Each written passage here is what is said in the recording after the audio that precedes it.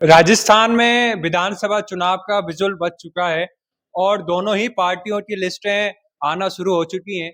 हम एक ऐसे प्रत्याशी के पास हैं जो नेता के नाम से नहीं जनसेवक के नाम से जाना जाता है और उनसे बातचीत करेंगे कि किस तरह से उनकी पूरी प्लानिंग है इस वाले विधानसभा चुनाव में। हमारे साथ है पुष्पेंद्र भारद्वाज जी। जानेंगे किस तरह से विधानसभा चुनाव में इस बार उतर रहे हैं। पुष्पेंद्र जी, आपके बहुत बहुत स्वागत। बहुत बहुत धन्यवाद। आप यूनिवर्सिटी से निकले हैं और एक ऐसा चर्चित नाम जो हमेशा छात्रों के लिए समर्पित था, अपना घर और ऑफिस सब उनके लिए था। हाल ही में लंपी में जब आपने गोवंश की लड्डू बांटे, कई सेवाएं करी, आयुर्वेदिक हॉस्पिटल भी आपने बुजुर्गों के लिए ओपन किया। अब ऐसी क्या तमन्ना है, क्या करने वाले हैं आप विधानसभा में?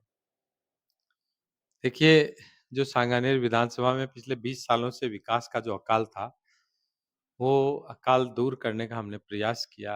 सांगानेर की जनता को आज 2-2 गवर्नमेंट के कॉलेज मिले, बेटियों का अलग, बेटों का अलग, आयुर्वेद का कॉलेज मिला, हॉर्टिकल्चर कॉलेज मिला, सैटेलाइट हॉस्पिटल मिला, सिटी पार्क जैसी सौगात मिली, जयपुर चौपाटी सहित तमाम दुनिया भर के काम जो लोगों के सपने होते थे। सड़कों का जाल बिछ रहा है, सीवर लाइनें बिछ रही है, बिसलपुर की पानी की लाइनें बिछ रही है। आज सारे काम हो रहे हैं और अब जनता को करीब-करीब हर तरह की जो मूलभूत सुविधाओं का अभाव था, वो धीरे-धीरे पूरी होती नज़र आएगी आने वाले समय में। अब जनता सिर्फ़ ये चाहती है कि उनको 5 साल का विधायक चाहिए, जो उनके सुख-दुःख में जब ज़रूरत पड़े, वो उनसे मिलना चाहे तो आ सके।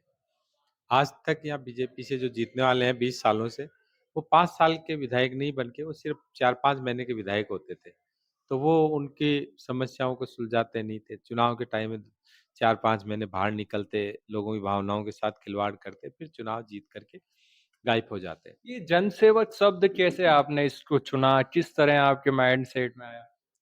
नहीं, ये जनसेवक तो मेरा तो शब्द है ही नहीं। ये तो लोगों ने का दिया हुआ शब्द है कि मैं जनता के बीच सेवा करता रहता था 24 घंटे। तो जनता ने जनसेवक लिखना चालू किया कि आज जनसेवक पुष्पेंद्र भारद्वाज हमारे बीच आएँगे। अब कोई विधायक बन जाता है तो विधायक बन के आता है, विधायक आएँगे। अब मैं चुनाव हार गया था तो अब विधायक प्रत्याशी ये लिखना मुझे भी अच्छा नहीं लगता था। फिर जब जनता ने जनसेवक बोला मुझे, तो वो मुझे अच्छा लगा तो जनसेवक लिखना चालू कर पुष्पेन दिया। भारद्वाज इन नवाचारों के लिए जाना जाता है। जिस तरह से जनसेवक आपके द्वार 31 दिन कार्यक्रम किया, उसके बाद जिस तरह से पहली लिस्ट में आपका नाम आना, एक युवा का नाम आना बहुत बड़ी उपलब्धि थी। अभी भी मीटिंग का दौर आपके जारी है। आगे क्या और नवाचार हैं आप? देखिए, अब तो जनता करेगी या नवाचार, क्योंकि आज 20 साल से जनता भी उकता गई है। एक ही पार्टी को बार-बार जिता-जिता के और कुछ करते-धरते भी नहीं है। और उनका घमंड देखिए पार्टी का, उन लोगों का हौसला कितना बुलंद है कि इस बार तो हद ही कर दी। यहाँ से 200 किलोमीटर दूर भारी को यहाँ प्रत्याशी बना दिया। उनको कोई उपयुक्त कैंडिडेट ही नहीं लगा जो यहाँ मेरे को टक्कर दे सके। तो जनता सब धीरे-धीरे समझने लग गई है और जनता ये भी जानने लग गई कि उनके सुख-दुःख में कौन आदमी है जो हमेशा खड़ा मिलेगा। अभी तो बड़े लीडर्स के अभी प्रत्याशियों की लिस्ट में नाम नहीं आए। आपका पहला नाम आना एक तरह से बड़ी उपलब्धि भी है। नामांकन रैली भी आप सबसे पहले करने जा रहे हैं। क्या इस बार क्या माइंडसेट है नामांकन रैली? नामांकन तो एक प्रोसेस का हिस्सा है। मैं तो देखो कोई कुछ खास नया तो करने वाला हूँ नहीं, क्योंकि मेरे लिए तो हर दिन नया था। सांगानेर विधानसभा में 5 साल पहले चुनाव हार के हर दिन नया मान करके सेवा की, कि आज ये काम करने, आज ये काम करने। अब प्रत्याशी कार्यालय खोल के खुश हो रहे हैं, भीड़ ला करके कार्यालय पे भीड़, कार्यालय खोल दिया, कार्यालय का भव्य उद्घाटन कर दिया। हमारे तो कार्यालय पे रोज ही भव्य उद्घाटन है। यहाँ तो रोज 500, 700, 1000 लोग वैसे ही आते हैं। पिछले 5 साल से कार्यालय हमने खोल रखा है। अब कार्यालय का उद्घाटन का कार्यक्रम रखो और लोगों को डिस्टर्ब करो, परेशान करो, तो कोई मतलब वाली बात है नहीं।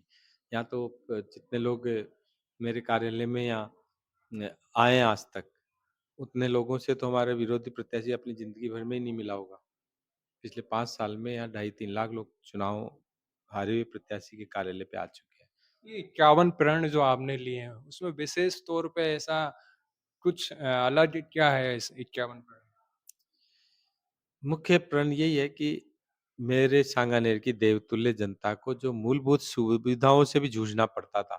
अच्छी सड़कें नहीं है, बिसलपुर का पानी नहीं है, सीवर लाइनें नहीं है, लाइटें नहीं है, नालियाँ नहीं है। ये सारी मूलभूत सुविधाएँ इनके वाजिब हकों के मद्देनज़र इनको उपलब्ध करवाई जाएगी। कई सर्वे चल रहे हैं, सर्वे में बात आ रही है हम कांग्रेस पार्टी को नहीं पुष्पवंत भारद्वाज को वोट देना चाहते हैं। इसे कैसा समझा जाए? देखिए, आज सांगानेर विधानसभा में बीजेपी आइडियोलॉजी के तो लोग हैं ही हैं और बीजेपी के नेताओं की ठगी के शिकार हुए हैं। वो अपने आप को ठगा हुआ महसूस करने लगे कि हम पार्टी के नाम पे जिता देते हैं और पार्टी के नाम से दूसरे व्यक्ति को हरा देते हैं। और हमारे कांग्रेस के लोग भी जो आज तक चुनाव लड़े हैं, वो जनता के बीच अपनी पेठ नहीं जमा पाए। आज मैंने पेठ जमाई। तो लोग आज ये कहते हैं, मेरे को मुँह पे भी कहते हैं कि हम पुष्पेंद्र जी आपको वोट देंगे, आपकी पार्टी को नहीं देंगे। ले दे के बात वो ये है कि भई आप एक अच्छे इंसान को चुन रहे हो और मेरा तो मानना है कि अच्छा इंसान जब हम चुनने लग जाएँगे, तो ये लोकतंत्र भी मजबूती की दिशा में बढ़ेगा। हम पार्टी के हिसाब से चलने लग जाते हैं, विचारधारा के हिसाब से चलने लग जाते हैं, उससे ज़्यादा अच्छी विचारधारा होनी चाहिए कि अच्छे इंसान के प्रति हम लोग समर्पित भाव से काम करें। तो ये थे हमारे साथ पुष्पवंत भारद्वाज जो सांगानेर विधानसभा के प्रत्याशी हैं। इनका कहना है कि जो अच्छे काम करेगा वही विधानसभा में इस बार विधायक बन के आएगा। कुश कुमार शर्मा, पब्लिक भारत, जयपुर।